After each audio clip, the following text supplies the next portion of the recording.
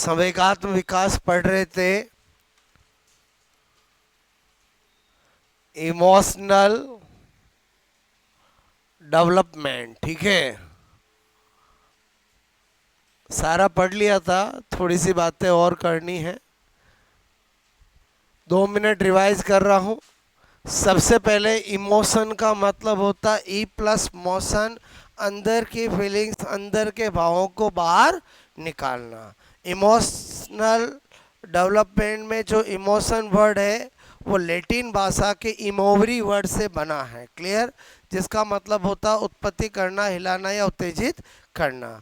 फिर मैंने कहा 2 तरह के क्लासिफिकेशन है, एक है भारतीय दृष्टिकोण से और एक है हमारे बोलो पाश्चात्य, एक इंडियन क्लासिफिकेशन और एक वेस्टर्न क्लासिफिकेशन। ठीक है, जो भारतीय दृष्टिकोण से वो कहता है संवेग 2 तरह के होते हैं, एक पॉजिटिव और एक नेगेटिव। अपनों से बड़ों के प्रति, अपने बराबर वालों के प्रति, अपनों से छोटों के प्रति। अगर हम अपनों से बड़ों के प्रति रेस्पेक्ट करते हैं, दैट इज कॉल्ड पॉजिटिव बोलो संवेग, पॉजिटिव इमोशन।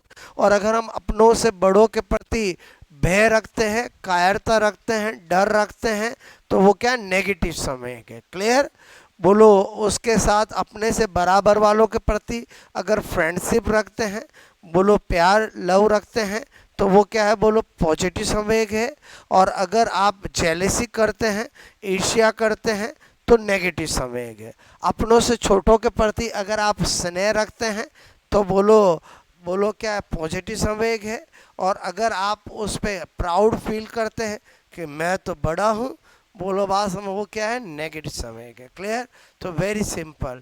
मैकडोगल ने बताया 14 संवेग के अकॉर्डिंग 14 टेंडेंसी, 14 संवेग के अनुसार 14 मूल प्रवृत्ति। थोड़ा सा मैंने तरीका बताया, प्रैक्टिस की होगी। बोलो कुछ भी याद करने की ज़रूरत नहीं है। अगर आपको कोई संवेग दे के मूल प्रवृत्ति पूछा जाए या आपको मूल प्रवृत्ति दे के संवेग पूछा जाए तो पता चल जाएगा। बोलो मैंने आपको अच्छे से समझाया था। क्लियर? जब भी किसी के अंदर भूख का संवेग आएगा तो डेफिनेटली उसकी टेंडेंसी भोजन तलाशने की होगी। जब भी किसी के अंदर बोलो घृणा का संवेग आएगा तो मूल प्रवृत्ति छुटकारा होगा। जब भी किसी के अंदर बोलो क्रोध का संवेग आएगा तो डुसुम डुसुम युद्ध प्रियता युवसा ही होगा। क्लियर? उसके अलावा मैंने आपको बताया जब भी किसी में एकांकीपन का फीलिंग ऑफ लॉनलीनेस का आएगा तो सामूहिकता का होगा। जब भी किसी के अंदर नेगेटिव सेल्फ फीलिंग्स आएगी तो दैत्य प्रवृत्ति बोलो होगा। बात समझ में? ऐसे करके मैंने बताया आपको। क्लियर? अब वैसे तो यहीं से आता है, थोड़ा सा चूँकि हम हर एक डेवलपमेंट में सेसवा बाल या किशोरा जरूर डिस्कस करते हैं, तो वो बता रहा हूँ। फिर वेरी इंपॉर्टेंट मॉरल डेवलपमेंट, हम नैतिक विकास पढ़ेंगे। क्लियर? तो मैंने कहा यहाँ पर बोलो सेसवा अवस्था। ठीक है, बोलो सेसवा अवस्था में क्या बता रहा हूँ। सबसे पहले मैंने कहा बोलो बालक में शुरुआत, ठीक है, में केवल उत्तेजना, ठीक है, का ही संवेग होता है।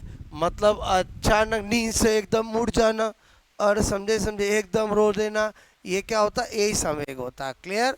फिर वॉटसन, ठीक है, वॉटसन के अनुसार बोलो बच्चों में सर्वप्रथम प्रेम तथा भय, ठीक है, के संवेग विकसित होते हैं। ठीक है, तो ये जो मैंने लाइन लिखी समझ के बोलो, मतलब ये किसने कहा है बोलो? वाटसन ने। ठीक है, और हम प्रैक्टिकली भी जानते हैं, बच्चे छोटे होते हैं तो ये 2 ही तरह के संवेग जानते हैं, फिर negative self feeling, positive self feeling. और ऐसे कोई उनके आते हैं क्या बोलो? और 2 ही होते हैं ना, प्रेम। और ये वाटसन क्या कह रहा हमें ही पता है।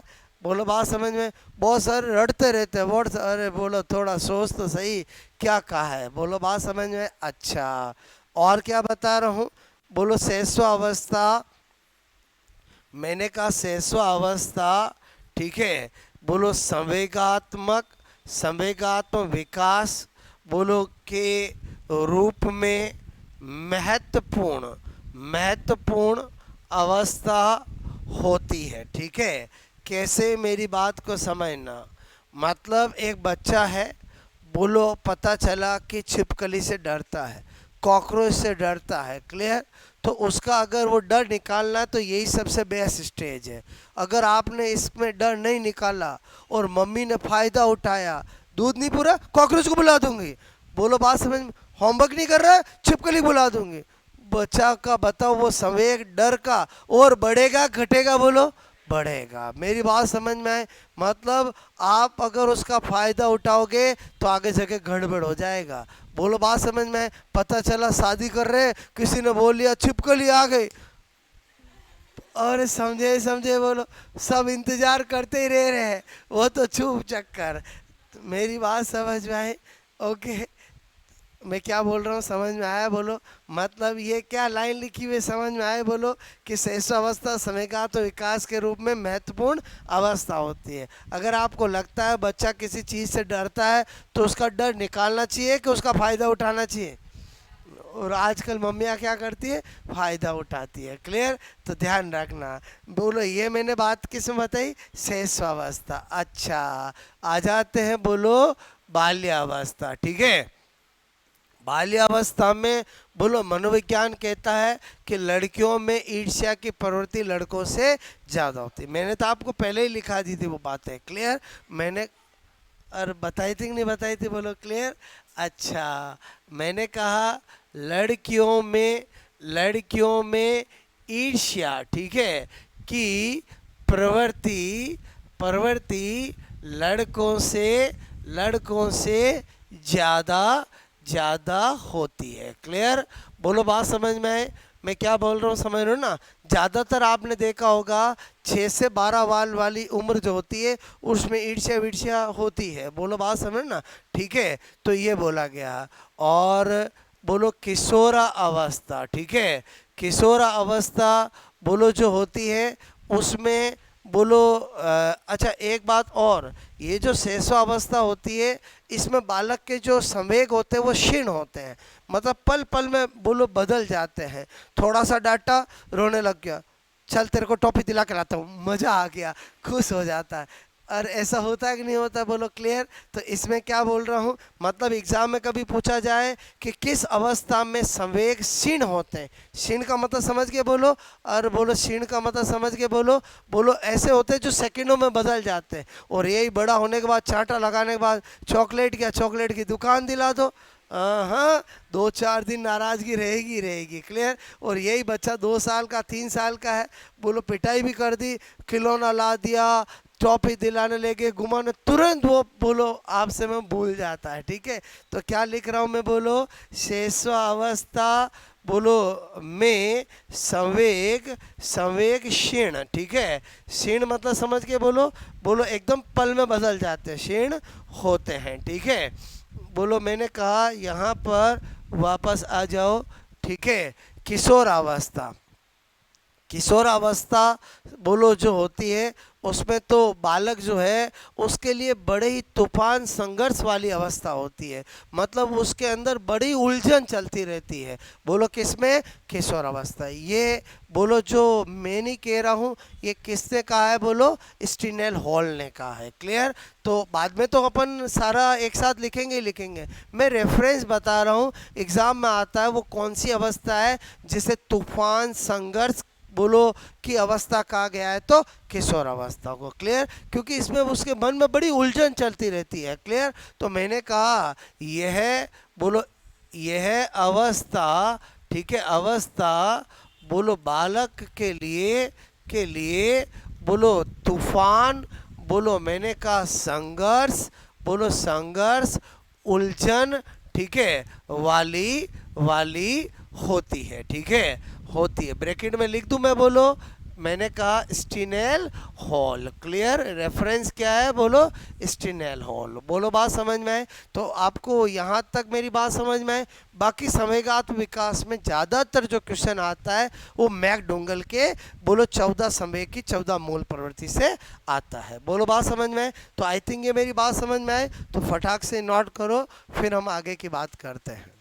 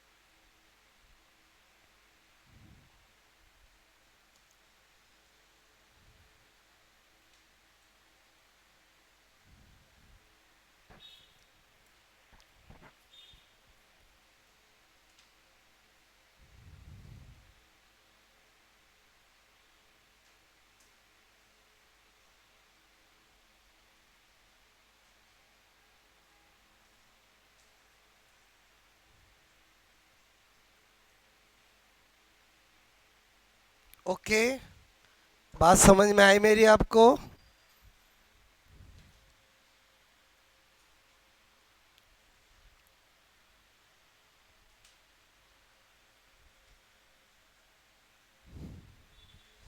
ये लाइन समझ के बोलो। शेष अवस्था में संवेग कैसे होते हैं? क्षीण होते हैं।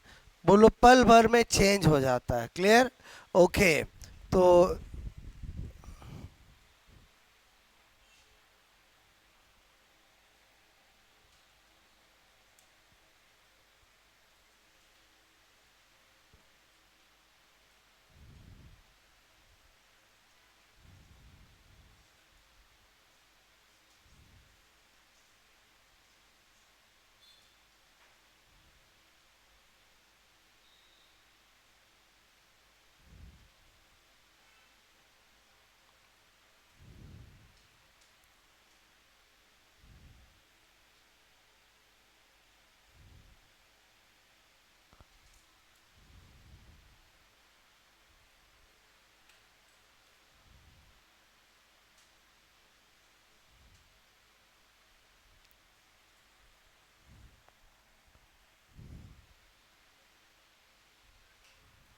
कौन से वाला? लड़कियों में jealousy as compare to girls में jealousy as compare to boy क्या होती है?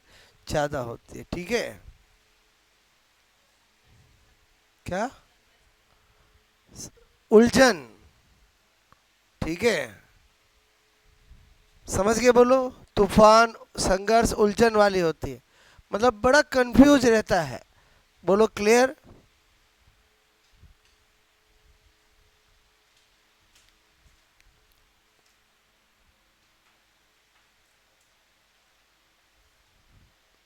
बात समझ में? ये अकॉर्डिंग टू साइकोलॉजिस्ट सारे स्टेटमेंट तो एक साथ में वापस लिखाऊंगा। अभी हम एक एक विकास पढ़ते समय उनके रेफरेंस आते जाएंगे तो हमारा काम आसान हो जाएगा, क्योंकि एग्जाम में क्वेश्चन आता है तूफान विरोध वाली अवस्था होती है। तो बोलो किशोर अवस्था। किसने कहा? बोलो स्टेनोल में। किस? बोलो डेवलपमेंट में। बोलो संवेगात्मक। और बोलो समझे समझे। बोलो क्लियर? ओके, बात समझ में आए? बोलो। बाकी संवेगात्मक विकास में मेन जो मैंने कल स्टडी कराया था, ये तो अपन हर एक में 3 बात तो करते ही है। बोलो अब मैं आ जाता हूँ वेरी इंपॉर्टेंट। मैंने कहा मॉरल डेवलपमेंट, नैतिक विकास। ठीक है? नैतिक विकास।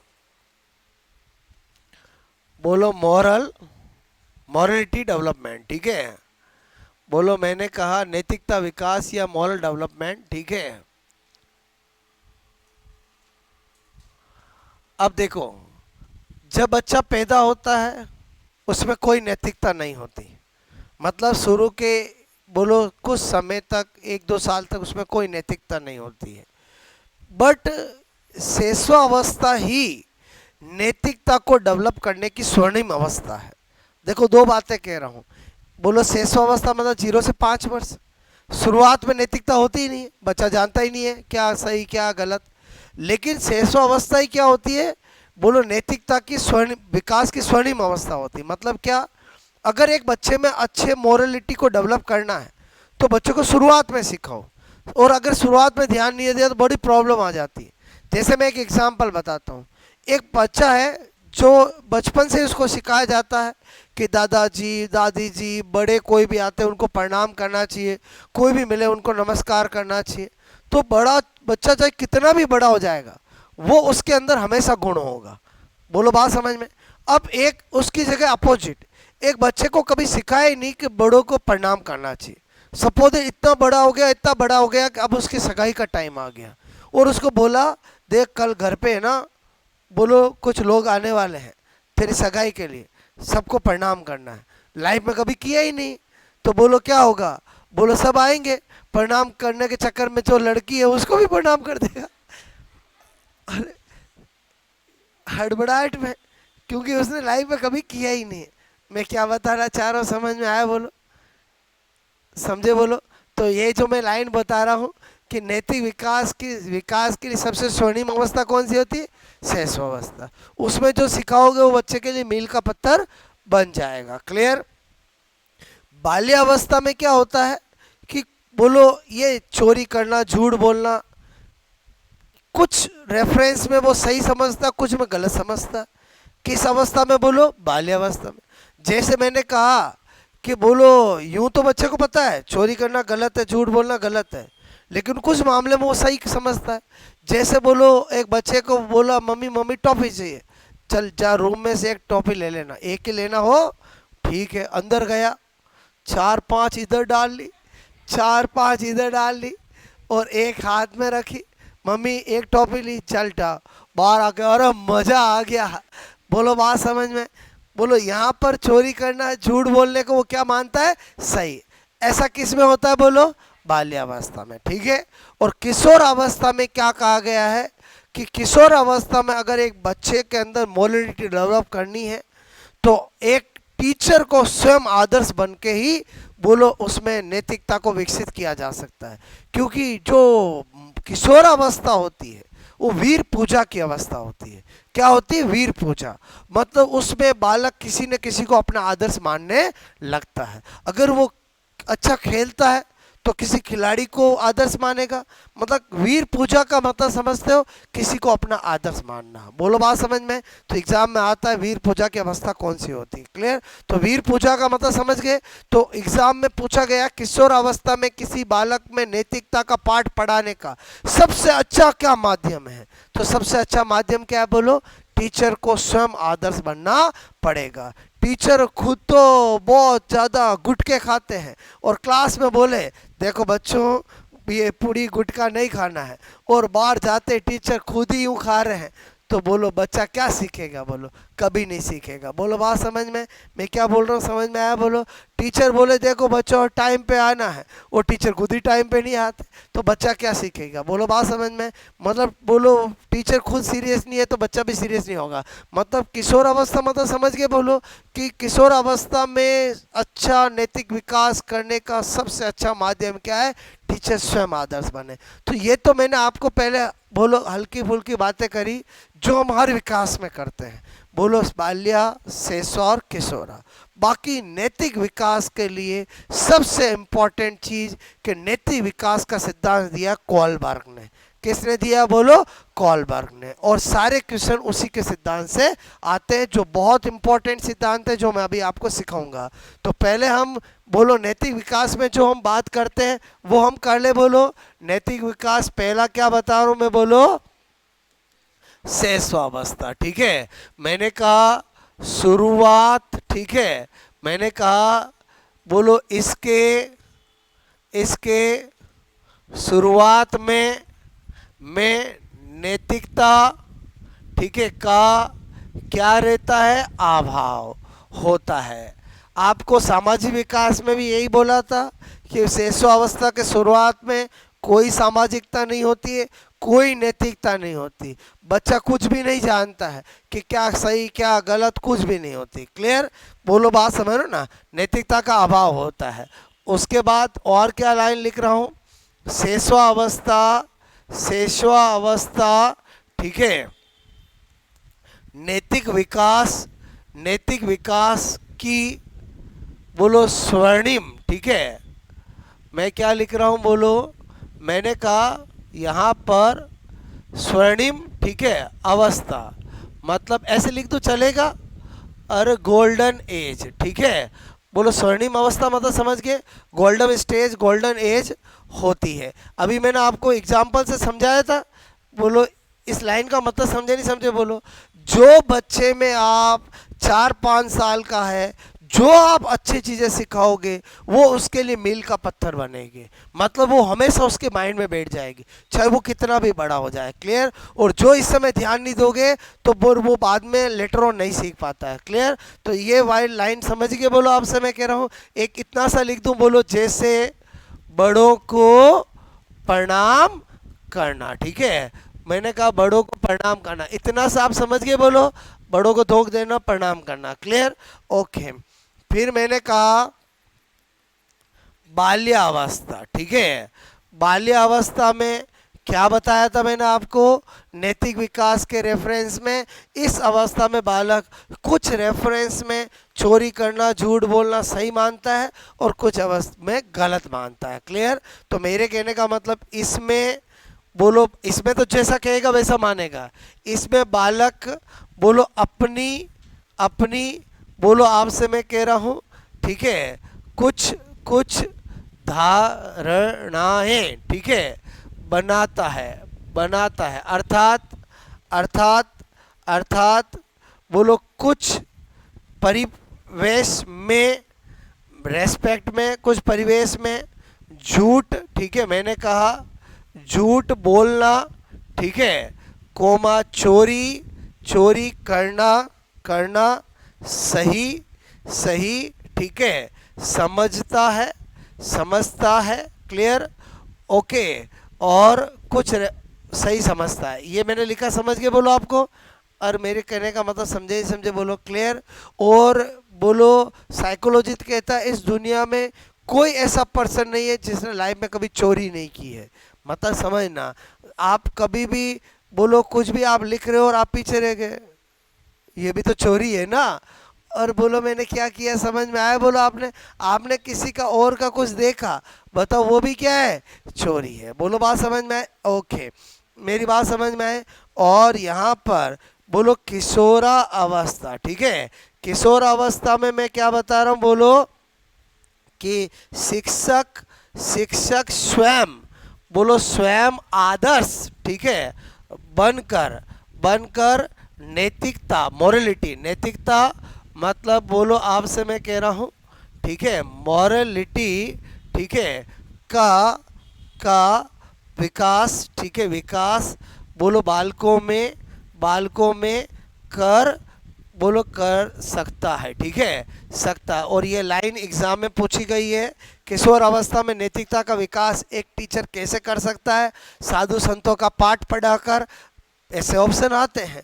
बोलो महापुरुषों की कहानियां बताकर, स्वयं आदर्श बनकर, तो क्या होगा बोलो स्वयं आदर्श बनकर। क्लियर? तो आई थिंक ये मेरी बात समझ में आए। अब मैंने कहा मेन इंपॉर्टेंट तो क्या है कि नैतिक विकास का सिद्धांत किसने दिया है? कोरलबर्ग ने। और बहुत बहुत बहुत इंपॉर्टेंट और समझने का सिद्धांत है जो मैं अभी आपको बताऊंगा। पहले फटाक से ये नोट कर लो, ठीक है।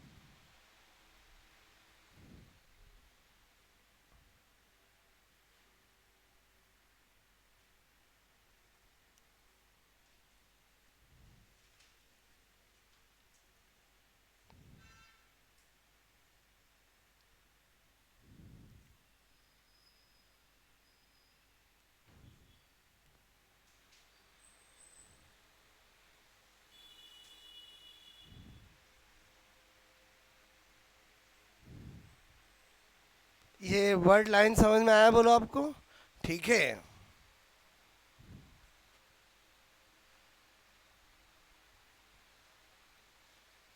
मतलब शेषावस्था में तो आज्ञा का पालन करेगा और बाल्य अवस्था में वो कुछ धारणाएं अपनी खुद की बना लेगा। और समझे समझे कुछ रेफरेंस में बोलो झूठ करना, चोरी बोलना, झूठ बोलना, चोरी करना क्या करेगा? सही मानेगा। और कुछ रेफरेंस में गलत। ठीक है।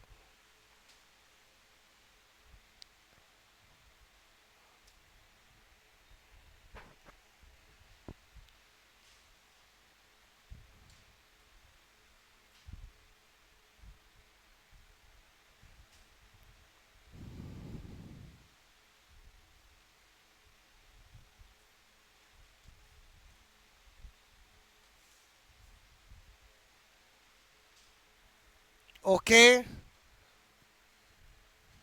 बात समझ में आई बोलो।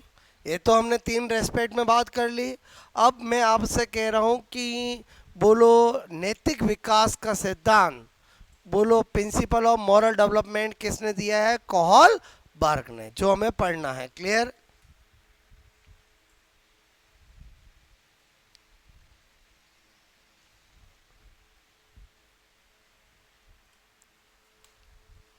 ये लाइंस लिखी मैंने, समझ में आया बोलो?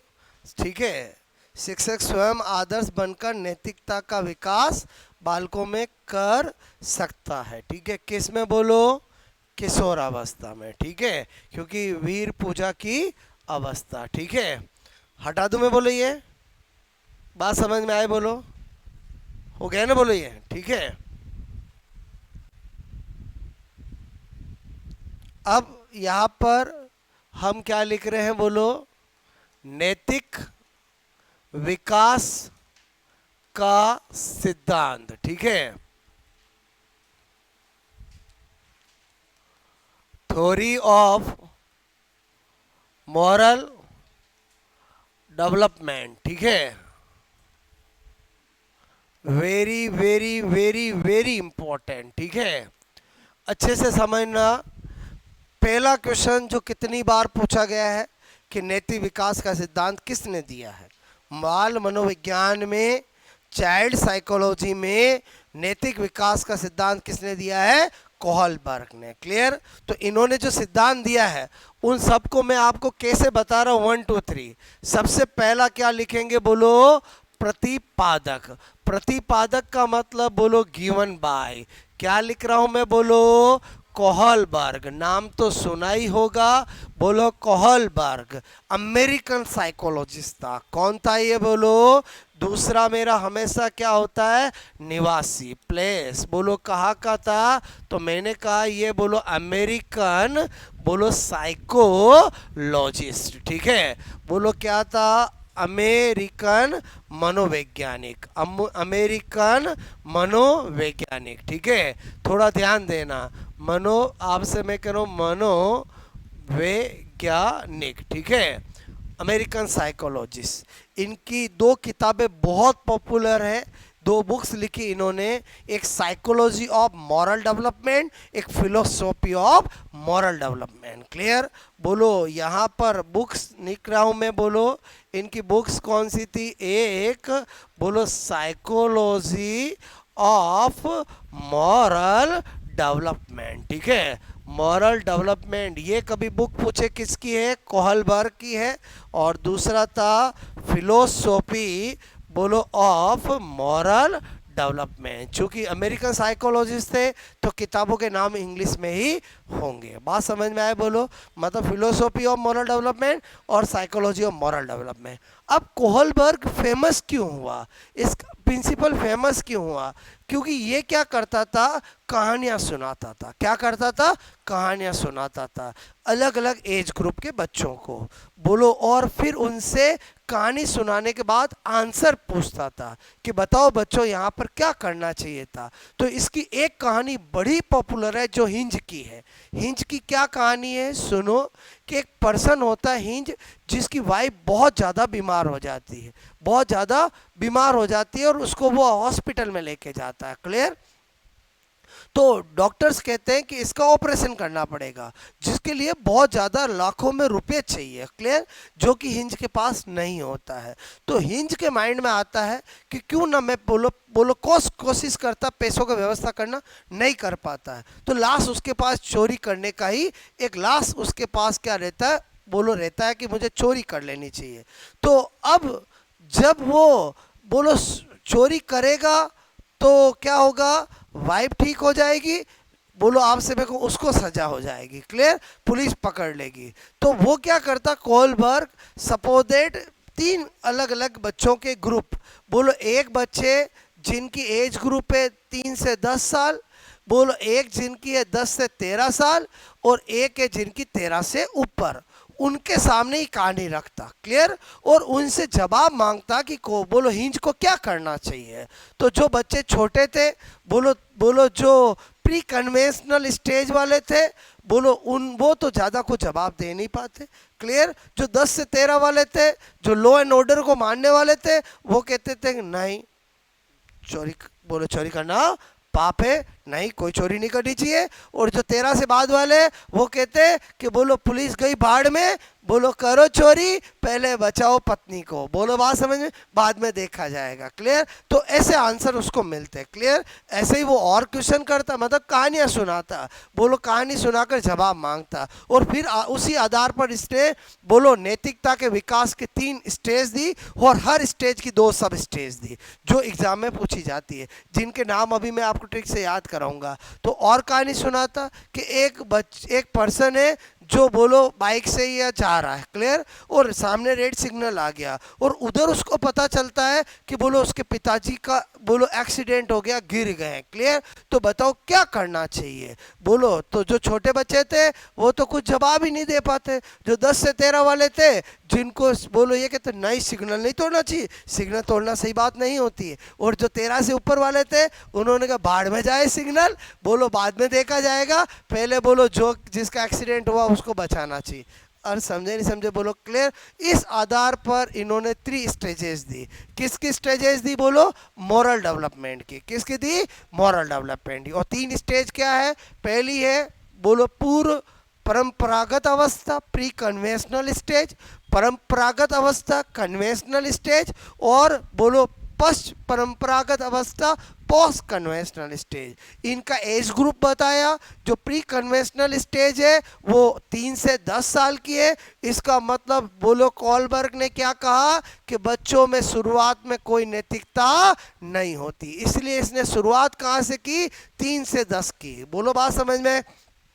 कन्वेंशनल स्टेज बोलो 10 से लगाकर 13, और पोस्ट कन्वेंशनल 13 के बाद, और हर एक के अंदर 2 सब स्टेज बताई। क्लियर। तो अब मैंने आपको 3 बातें ये बताई, अभी जो मैंने थीम बताई समझ में आया बोलो आपको? उसी बेसिस पे क्या बता रहा हूँ यहाँ पर। नंबर 4 मैंने कहा कोहलबर्ग। ठीक है। कोहलबर्ग ने बोलो नैतिक विकास, ठीक है, नैतिक विकास बोलो की 3 स्टेजेस। ठीक है।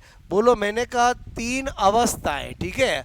अवस्थाएं बोलो बताई। ठीक है। 3 अवस्थाएं बताई। ओके।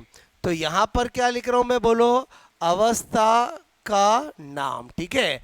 नेम ऑफ स्टेज क्या लिख रहा हूं मैं बोलो? Name of stage. ओके। और यहां पर क्या लिख रहा हूं मैं बोलो? Age group. एज ग्रुप मतलब समझ जाओगे बोलो किसमें कौन सी एज ग्रुप बताया। क्लियर। पहली क्या बताई बोलो? पूर्व, मैंने कहा परंपरागत अवस्था। ठीक है। इंग्लिश में क्या बोलते हैं? प्री बोलो कन्वेंशनल, बोलो प्री कन्वेंशनल स्टेज। ठीक है। प्री कन्वेंस बोलो आपसे मैं कह रहा हूं यहां पर प्री कन्वेंशनल बोलो स्टेज। ठीक है। और इसका क्या बताया बोलो? 3 to 10 ईयर। ठीक है। 3 to 10 ईयर। क्लियर। फिर बोलो दूसरी क्या है बोलो? परंपरागत अवस्था। ठीक है। बोलो ये क्या हो जाएगी बोलो? मैंने कहा कन्वेंशनल स्टेज। ठीक है। और ये कितनी बोलो? 10 से 13 ईयर। क्लियर। ओके। और फिर क्या है बोलो? पॉस यानी पश्च बोलो परंपरागत अवस्था। ठीक है। परंपरागत अवस्था। ठीक है। इनमें कोई दिक्कत नहीं, ये तो सबको याद हो जाती है। जो इनके अंदर बताई वो इंपॉर्टेंट है। Conventional stage. ठीक है। बोलो क्या होगा? 13 के बाद। यहां तक कोई दिक्कत नहीं बोलो। फिर क्या किया इसने? हर एक स्टेज के अंदर 2 सब स्टेज बताई। हर एक के अंदर कितनी बताई? 2 सब स्टेज बताई। क्लियर। और वहीं से एग्जाम में क्वेश्चन आता है। तो पहले आप एक बार इतना नोट करोगे, फिर मैं आपको आगे की कहानी बताता हूं।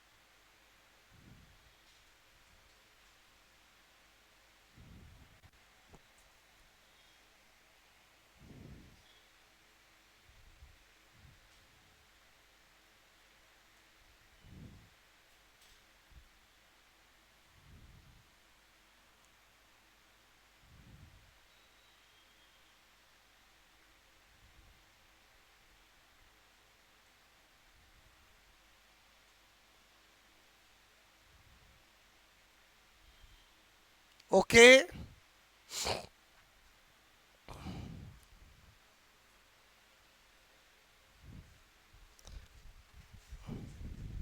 किया ये बोलो।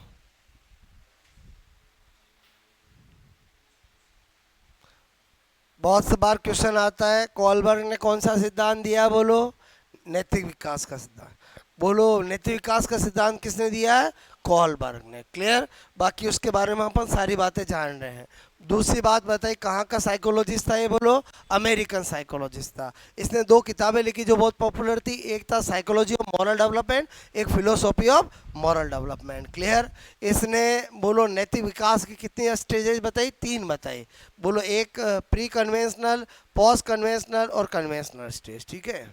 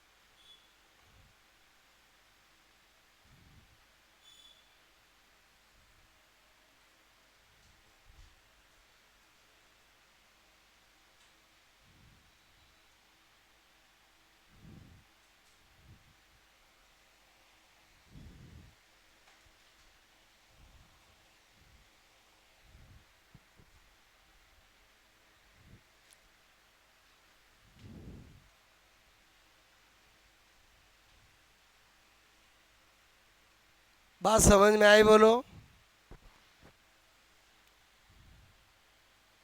क्या करता है ये, बोलो कहानियाँ सुनाता, और फिर बोलो एक एक स्टेज के बारे में उसने सब स्टेजेस बताई है। ठीक है, और इसने दो वर्डों का यूज किया, एक मॉरल डिलीमा मतलब नैतिक दुविधा, एक मॉरल रीजनिंग नैतिक तर्कणा।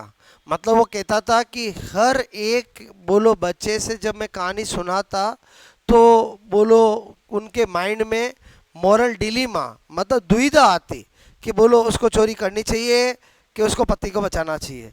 और बोलो समझे समझे, बोलो मतलब जेल जाना चाहिए कि बोलो पत्नी को बचाना चाहिए। समझ में आया, बोलो रेड लाइट के सिग्नल को तोड़ना चाहिए कि बोलो नहीं तोड़ना चाहिए। इसको क्या बोलते हैं, नैतिक दुविधा मतलब मॉरल डिलीमा। ऐसा सबके साथ आता है। कभी कभी ऐसा होता है कि आपको सोचना पड़ता है कि मुझे क्या करना है। अरे बोलो समझे समझे, बोलो कानून तोड़ करके वो काम करना चाहिए कि नहीं करना चाहिए। ये जब माइंड में आता है इसको क्या बोलते हैं, मॉरल डिलीमा, बोलो नैतिक दुविधा। और इंसान करेगा किसके अकॉर्डिंग, मॉरल रीजनिंग, कि उसकी तर्कणा बोलो उसकी तर्क बोलो शक्ति कितनी इंपॉर्टेंट है, उसका कैसा प्रिंसिपल है, बोलो उसके अकॉर्डिंग वो डिसीजन लेगा। क्लियर, तो यहाँ पर आगे क्या बात बता रहा हूँ, बोलो क्योंकि वो जो सब स्टेजेज है वो समझाने की चीज़ है। क्लियर, तो उसमें टाइम लगेगा तो मैं और इसके बारे में दूसरी बातें बता रहा हूँ। ये तो बात समझ में आए, बोलो ये 6 क्वेश्चन तो यही हो गए, बोलो क्लियर। ओके, ये तो ट्रिक की जरूरत ही नहीं, नाम से पता चल रहा है प्री कन्वेंशनल, कन्वेंशनल और पोस्ट कन्वेंशनल। क्लियर, और इससे हमें एक बात पता चल गई कि नैतिक विकास बोलो शुरुआत में नहीं होता है। बोलो जब बच्चा बहुत छोटा होता है तो नैतिक विकास का अभाव रहता है, सामाजिक विकास का भी अभाव रहता है। ओके, हटा दूं मैं, बोलो ये। उसके बाद मैंने कहा नंबर 5 पॉइंट क्या बता रहा हूँ, बोलो मैंने कहा कोहलबर्ग। ठीक है, कोहलबर्ग ने दो टर्म ठीक है यूज की। दो टर्म कौन सी यूज की, एक मैंने कहा बोलो नैतिक नैतिक दुविधा। ठीक है, क्या बोलते हैं इसको, मॉरल बोलो डिलीमा। ठीक है, क्या बोलते हैं, मॉरल डिलीमा। Clear, okay. नैतिक दुविधा का मतलब क्या हुआ, मैंने कहा बोलो नैतिक दुविधा मतलब समझ गए, बोलो कि बोलो दो मतलब क्या करना चाहिए क्या नहीं करना चाहिए इसके बारे में सोचना। रेड लाइट का बोलो सिग्नल तोड़ना चाहिए नहीं तोड़ना ये मन में आना। बोलो हिंज को बोलो चोरी करके वाइफ को बचाना चाहिए ये बोलो, या बोलो जेल जाना, मतलब इस तरह का जब भी कोई भी ऐसा दुविधा आती है तो वो क्या होता है, उसको क्या नाम दिया, नैतिक दुविधा। मतलब सही और गलत। ठीक है, बोलो सही और गलत। ठीक है, बोलो के बारे में सोचना। ठीक है, ये क्या होगा, बोलो क्या गलत क्या सही, इसके ये दुविधा ही हुई बोलो। और मैंने कहा आपको नैतिक तर्कणा, ठीक है। नैतिक तर्कणा मतलब क्या होता है, मॉरल रीजनिंग, ठीक है। मॉरल रीजनिंग में क्या होगा बोलो, मैंने कहा बोलो निर्णय, ठीक है। बोलो निर्णय लेना, ठीक है। निर्णय लेना कि नहीं मुझे सिग्नल नहीं तोड़ना है, नहीं मुझे सिग्नल तोड़ना है। बोलो समझ में आया, वो क्या होगा बोलो, मॉरल रीजनिंग, ठीक है। तो ये एक एज आने के बाद डेवलप होती है, कौन सी बोलो, अरे समझे ही समझे बोलो। जब बच्चा छोटा होता है तो उसको बोलो ये वाला मॉरल रीजनिंग इतना डेवलप नहीं होता है, क्लियर। ये जनरली डेवलप कब होता है, तो बोलो इन्होंने कहा पोस्ट कन्वेंशनल स्टेज में होता है। पोस्ट कन्वेंशनल स्टेज में समझ में आया बोलो कि मॉरल रीजनिंग अच्छे से डेवलप हो जाती है। उस समय बोलो जो बालक होता है वो इतना बड़ा हो जाता है, वो कुछ न कुछ अपनी बोलो विवेक उसमें जनरेट हो जाता है, बोलो अपनी नैतिकता जनरेट हो जाती है, उसके सैद्धांतिक मूल्य बन जाते हैं, जिससे वो डिसीजन ले पाता है कि वास्तव में मुझे किस समय क्या करना चाहिए, क्लियर। इसीलिए जो विवेकपूर्ण अवस्था है वो सबसे लास्ट में आएगी, जो सैद्धांतिक अब सब स्टेज है वो सबसे लास्ट में आएगी। और वो सब किस में आएगी बोलो, पोस्ट कन्वेंशनल में आएगी।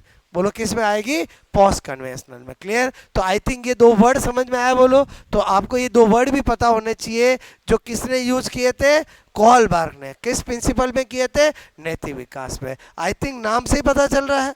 और बोलो नैतिक दुविधा और नैतिक तर्कणा, मॉरल डिलीमा और मॉरल रीजनिंग, ओके नोट करना।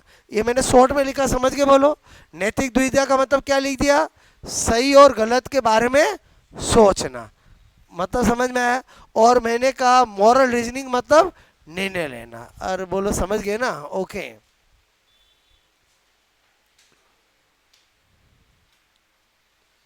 बात समझ में आए बोलो। एक और नंबर 6 लिख देते हैं। कोहलबर्ग कोहलबर्ग अपने सिद्धांत, ठीक है, सिद्धांत में अवस्थाएं और उप अवस्थाएं, ठीक है, के बारे में ठीक है, बारे में कहानियों, ठीक है, के द्वारा बताता है, ठीक है। बताता किसके द्वारा बताता है, कहानियों के द्वारा। और हिंज, ठीक है, की कहानी इसकी सबसे प्रसिद्ध पॉपुलर कहानी है, ठीक है।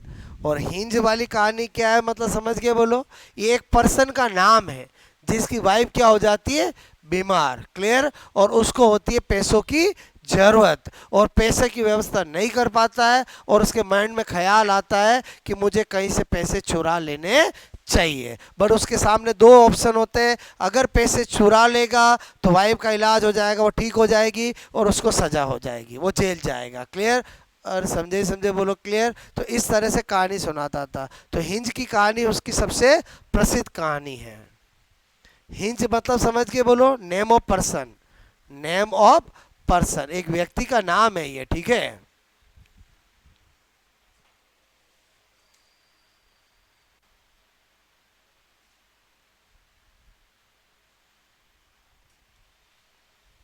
बात समझ में आई बोलो।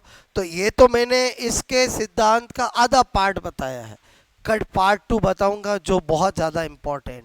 ये तो हमने केवल सिंपल बातें बताई, कोहलबर्ग ने सिद्धांत दिया, किताब कौन सी लिखी बोलो, कहाँ का रहने वाला था, कौन सी 3 स्टेज बताई, उनका एज ग्रुप क्या था, और वो स्टेज और सब स्टेज कैसे बताता था, कहानियों के द्वारा, क्लियर। और उन्होंने 2 टर्म यूज की, एक मॉरल डिलीमा और एक मॉरल रीजनिंग। कल मैं आपको बताऊंगा इसने 6 सब स्टेज कौन सी बताई, उनका ऑर्डर बड़ा इंपॉर्टेंट है, क्लियर। एक एक स्टेज सब स्टेज को अपन जानेंगे, क्लियर।